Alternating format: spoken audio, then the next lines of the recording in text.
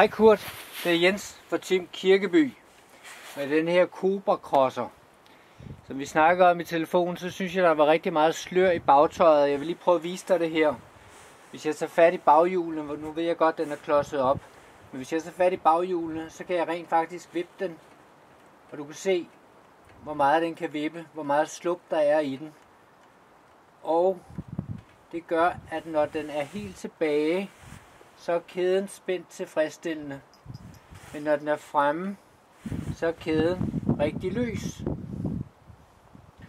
Og der hvor den bevæger sig, jeg har op ved den her bold, der går igennem, den har jeg prøvet at spænde så meget som jeg nu kan, og så meget som jeg nu tør. Og det betyder egentlig ikke rigtig noget. Der er stadig meget slør i bagtøjet. Det som jeg så vil vise dig nu, og som jeg også prøvede at sige til dig i telefonen, det var, at det hvide rør, som jeg lige prøver at zoome ind på her, der sidder her, det er rigtig løst. Jeg kan dreje det rundt, både på den ene og den anden måde her, og jeg kan flytte den, sådan som det passer mig. Så spørgsmålet er, om den er slidt, eller der er knækket noget indeni, fordi du kan se, når jeg bevæger denne her, hvor meget den så rent faktisk kan bevæge sig. Men det er kun over i venstre side, den bevæger sig.